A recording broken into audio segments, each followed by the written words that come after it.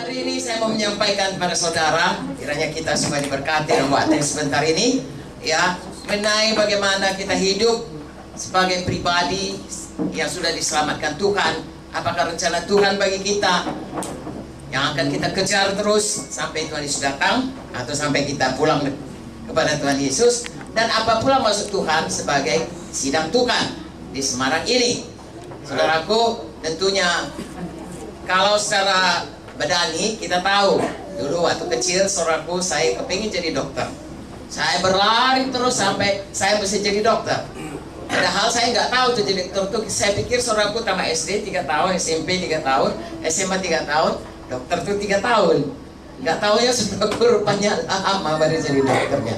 Tapi bagaimanapun saya menetapkan hati untuk sampai menjadi dokter. Nah, itu secara badani.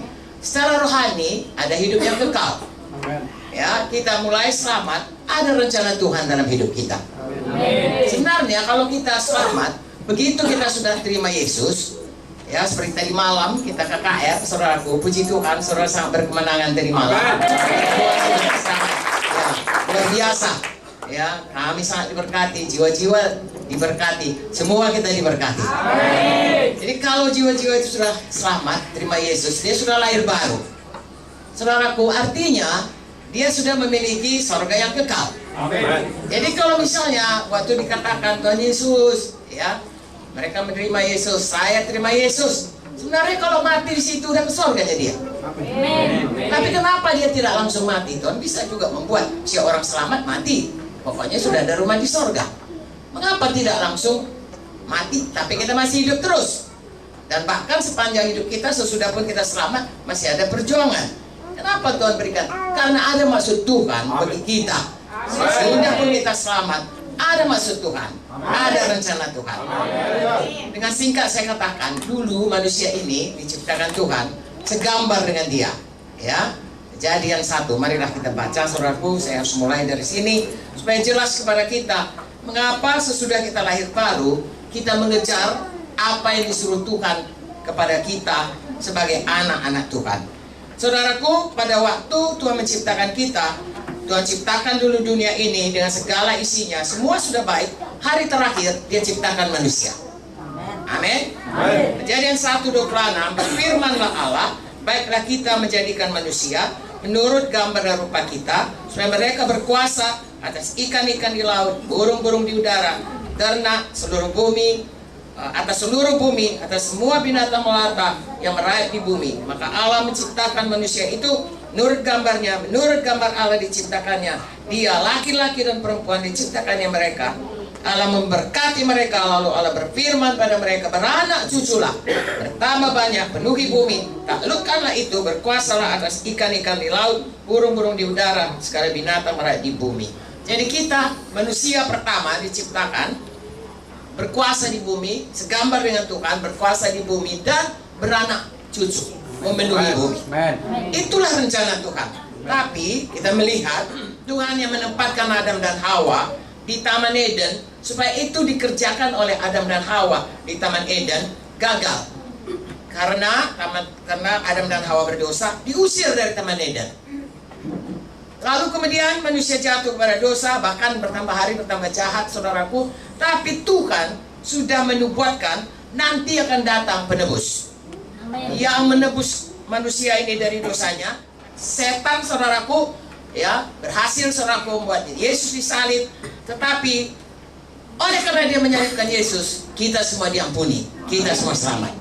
Itulah dinubuatkan Tuhan, dan itu jadi sesudah sekian tahun. Mengapa sesudah demikian, sesudah kita dibebaskan daripada hukuman dosa, lalu kemudian kita diselamatkan Tuhan Yesus, Tuhan masih menaruh kita di sini karena Tuhan mau memulihkan kembali manusia ini supaya kita berubah hari pas hari menjadi seperti Yesus, supaya kita kembali berkuasa.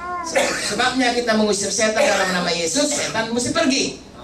Kalau dulu, saudaraku, sebelum selamat kita tidak bisa mengusir setan. Ya, kita tidak bisa berdoa dalam nama Yesus, tidak ada kuasanya. Sesudah kita selamat, Tuhan pulihkan kuasa itu. Dan kemudian, saudaraku, untuk itulah saya dan saudara ada di dunia ini. Mengapa? Karena Tuhan Yesus sudah di surga, kita di dunia ini dipakai Tuhan untuk menjadikan maksud Tuhan itu genap di dalam dunia ini. Saya dan saudara dipakai Tuhan supaya kita semuanya menyelamatkan jiwa-jiwa, lalu seperti Pendeta Agung mengajari mereka sehingga mereka berubah menjadi seperti Yesus, lalu mengajari mereka supaya hidup mereka berkuasa. Mengajar dan kemudian mengajak semua jiwa-jiwa untuk Pendeta Agung supaya bertambah banyak anak-anak Tuhan. Jadi saudara lihat rencana Tuhan itu, itulah yang harus kita genapi dalam hidup kita sebagai pribadi dan sebagai kesatuan di dalam gereja lokal. Karena Tuhan walaupun dia di sorga, dia mengatakan kita ini ada banyak perbuatan Tuhan. Gerejanya dikatakannya sebagai tubuh Kristus, sebagai keluarga Allah, sebagai bait Allah. Haleluya. Kalau ditinjau dari tubuh Kristus, berarti begitu kita selamat, saya dan saudara dimasukkan dari bahagian tubuh. Saya menerangkan kepada saudara, ya, sebagai dalam bidang kesehatan kami, Pak Widodo juga, ya, kalau namanya tubuh, tidak ada tubuh ini yang tidak berfungsi. Mulai dari rambut sampai ke telapak kaki. Saudaraku, rambut ini, kalau saudara lihat ini, saudaraku saya, rambut saya, ya, sebentar nanti bisa disasa, ya, sebentar nanti bisa di bonding apa segala macam. Sepertinya adalah supaya kita cantik, sebenarnya bukan. Maksud yang utama daripada rambut adalah sebagai bantalan. Kalau saudara jatuh, saudara nggak langsung retak kepalanya. Rambut ini bantalan, ya, begitulah Tuhan baiknya. Haleluya. Ini alis saya ini kayaknya ya bisa ditaruh cantik, bisa melengkung supaya saya lebih cantik. Tapi sebenarnya ini adalah penahan peluh. Ini ada AC-nya ya. Kalau misalnya nggak ada AC, saudaraku, saya khotbah di sini, peluhnya bercucuran, apalagi kalau siang, maka penuhlah. Saya pun berkhotbah, saudara-saudaraku. Tapi karena ada alis, saya bisa melihat saudara, mata tetap tidak. Haleluya. Kecil-kecil seperti itu. Pun apalagi jantung, apalagi paru-paru, itu vital. Kalau tidak ada dia, dison maradian kata orang Batak. Artinya mati. Tetapi saudaraku, Tuhan menempatkan kita, kalau saudara baca dalam 1 Korintus 12, semua kita ini penting. Dan semua kita punya fungsi, ada. Ya, mulai dari menyapu gereja, saudaraku, membuka pintu, kalau ada hilang kuncinya, nggak bisa kita kebaktian di sini. Ya, kalau tidak disapu, saudaraku, semua kita akan bersih-bersih karena berdebu semuanya.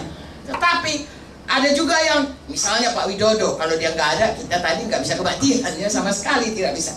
Semua itu ditaruh Tuhan dalam satu tubuh dan semua ada fungsinya. Amen. Dan siapakah yang memberikan kepada kita kemampuan untuk itu? Begitu kita lahir baru, ada Roh Kudus dalam kita. Roh Kudus akan memberikan kepada kita masing-masing kemampuan, karunia-Nya, supaya setiap kita, seperti kalau tangan saya bisa bergerak, bisa memegang, kalau kaki saya bisa jalan, kalau mulut saya bisa bicara, kalau mata saya bisa melihat. Begitu juga kita. Semua saudara ada fungsi dalam gereja Tuhan GKI Semarang.